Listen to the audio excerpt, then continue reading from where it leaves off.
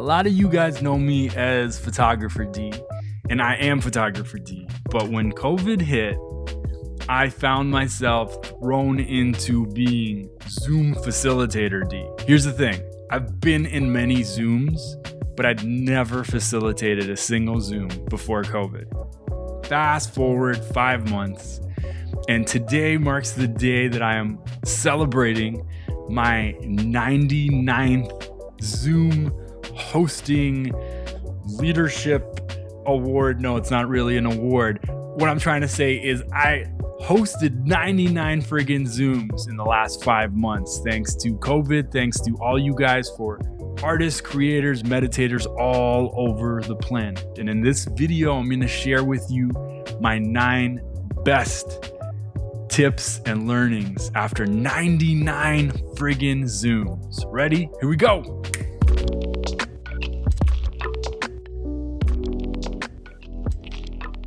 If you Google Zoom tips, you will see millions and millions of results, most of which are tech-based, like do this tech hack in the back of Zoom and your video will look or sound better. Awesome. That is not what this video is. This video is 9 tips that really have nothing to do with tech that I found were actually my biggest learnings over the past 99 Zooms that I've hosted. Before we jump into the tips, if you like this video, if it has value to you, then hit that like button, subscribe on YouTube, and hit that notification bell. I'm pretty sure every time you ring that bell, an angel gets their wings.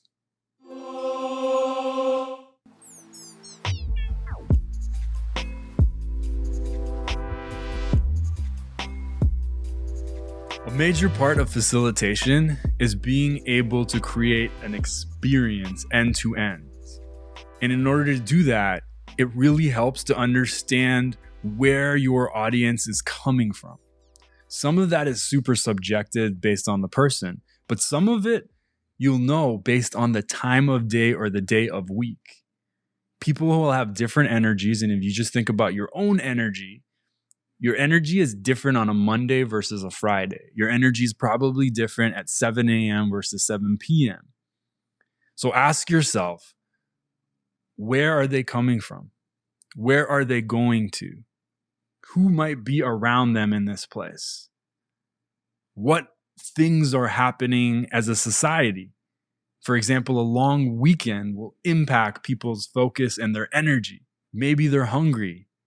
Maybe they're restless. Maybe they're exhausted because it's the end of the week. Thinking about these things ahead of time and curating and programming your Zooms with that in mind will help you meet your audience where they're at.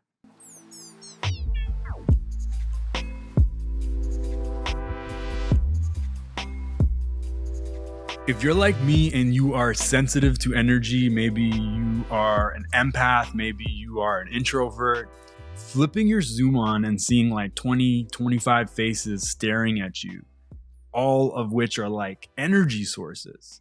You can leak energy. You can deplete yourself completely of your energy. So this tip is really important. It's protecting your energy.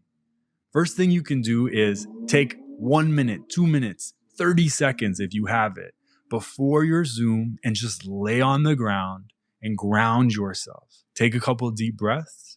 Sometimes I like to use Sage, which is a great smudging tool. If you don't know what that is, Google it, but it clears energy and it grounds you.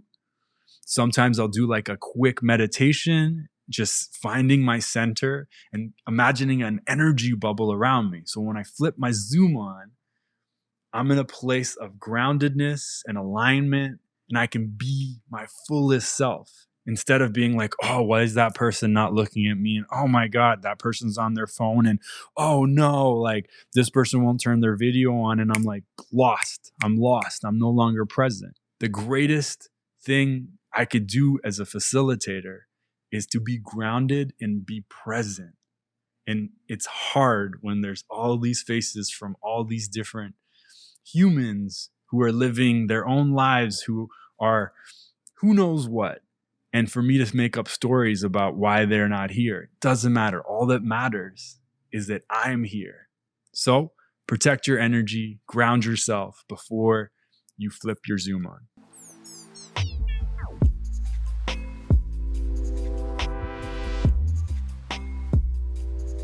Nobody wants to hear this tip.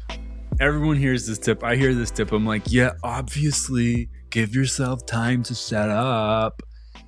And most times I don't. Not the amount I need. So this is a message for me as well as you. Give yourself a little extra time. It not only makes the quality of the audio, video, all that stuff better, but it makes sure you're not scrambling and all like ungrounded. If you are interested in knowing what my setup is like, I've made a video recently on exactly this. I will show you behind the scenes how the sausage is made, what mics, what lenses, what cameras, what everything I use. The link should be somewhere up here. It's got everything you need. All right, give yourself some extra time.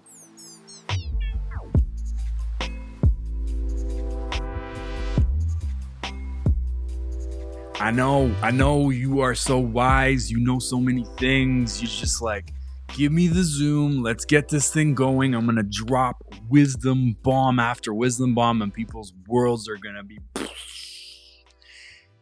I wish it was that easy. But the thing is, before you drop your content, I see this all the time and I was guilty of this too. It's like, just flip it up and let me teach you this thing and the 7 things of that and the 8 things of this.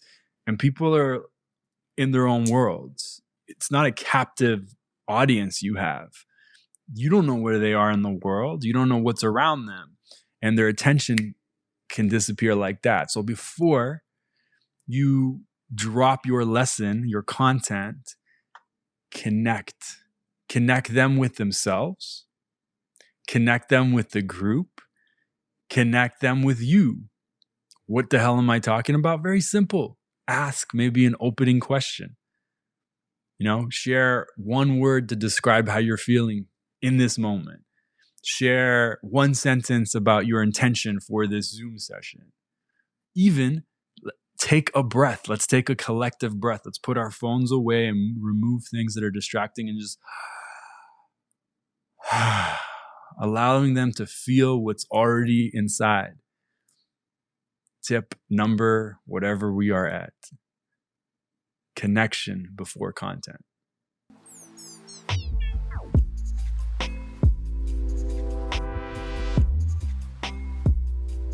All right, real talk. Not everybody trusts you. And that's okay because you don't trust everybody as well. And that's how the world works. There will be people that come to your Zoom like, what is this? Who are you?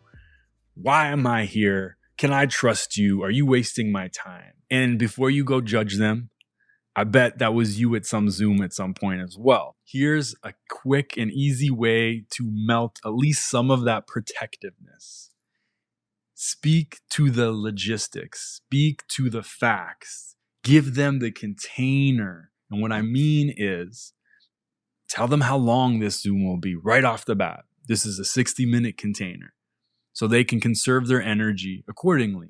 Is it 3 hours? Is it 10 minutes? Tell them. Tell them high level the things that will be happening during this Zoom. We will be meditating, then we will be doing a 15-minute journaling session, and then we will connect as a group for the last 15 minutes, as an example. Give them the container as early as possible so you could melt the coldness from that protective part of them.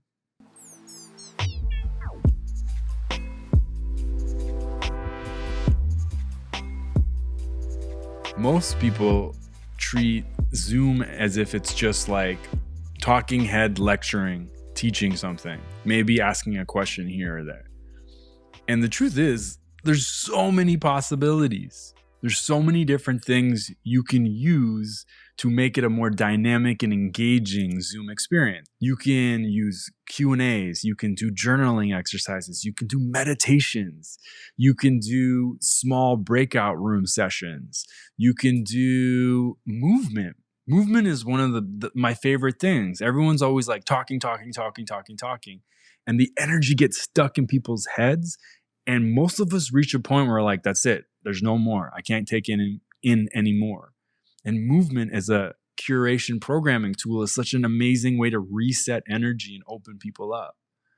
So there are many ways to get your message and your magic into people's minds and hearts. It's not just turn Zoom on and let me talk to them. Think about how you get them talking. Think about how you get them leaning in. Think about how you get them alert and awake and excited. And honestly, the sky's the limit. There are so many different options available to you to keep your audience engaged and excited.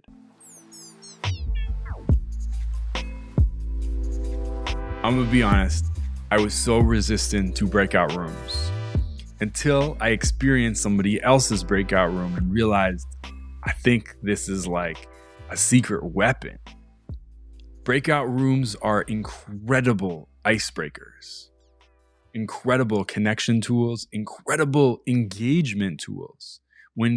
For those of you that don't know, a breakout room is like your bigger Zoom. There's an option to create smaller groups, and you hit the button and you assign the groups, and then people get thrown into these smaller groups, and you set the time as well. There's something about a facilitator, a leader not being in that group that gets people to be like, oh, we got to do the talking. We got to lead this. And it gets them to step up. I've done, I don't know how many, 30, 40 of these breakout rooms, and the feedback from them is extraordinary. It's amazing how much more alive people feel when their brains are activated and they're in this like alert content creation mode as opposed to content consumption mode. So it's a secret weapon that's not so secret because I'm sharing it and maybe other people are sharing it too, but I highly suggest you guys give it a try and see how it works.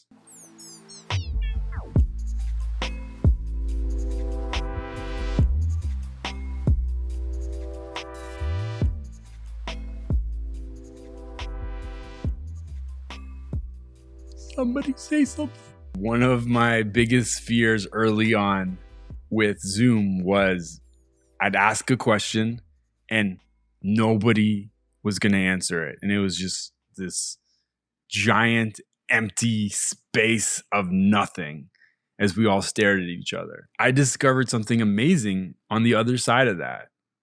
When you ask a question, nobody wants to be the first person to answer it. So there's this like silence, and it's for a variety of reasons. Some people don't want to talk. Some people are just like so sweet and kind. They don't want to take up space, and they're like, oh, let someone else talk. Who cares what the reason is?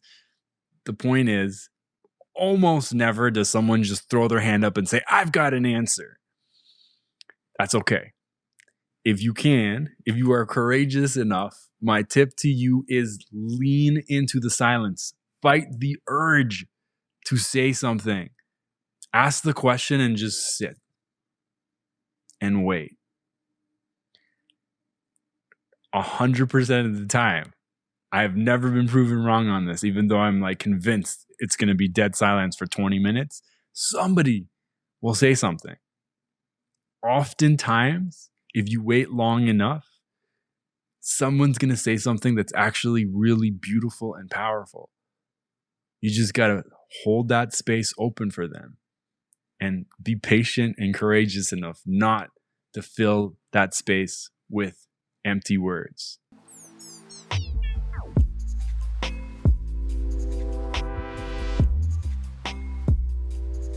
I'm sorry to tell you, some things are not in your control. Despite your best efforts, some people will not like your Zoom. Some people will not like your face. Some people will not show up. Some people will not come back. That's life. Don't take it personal. The truth is, you don't really know what's going on in their lives. If you're interested and you feel comfortable and it's appropriate, you can ask them, ask some people, how was that?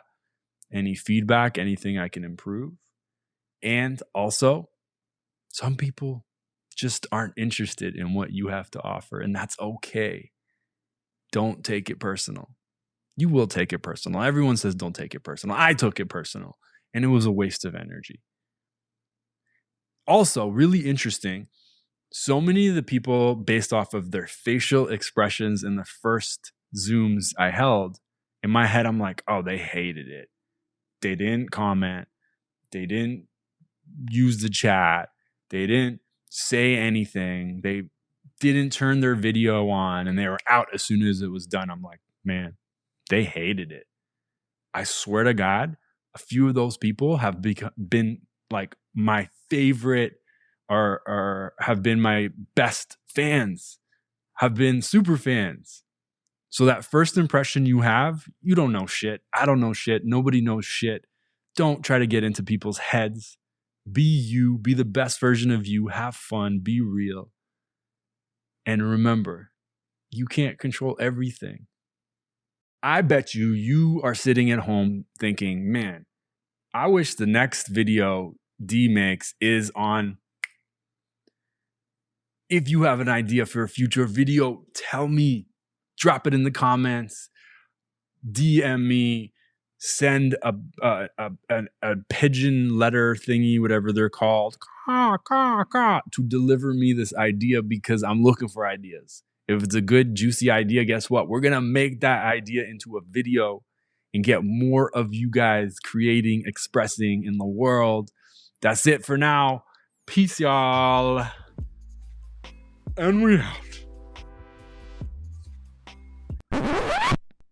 Oh, Zoom checklist. There's a Zoom checklist. All of the things I do before I hit go on Zoom. If you want that free checklist, there will be a link here or there or there or there. That's my arm. It's not going to be there. Underneath my arm, it will be there. See you next time. Boy.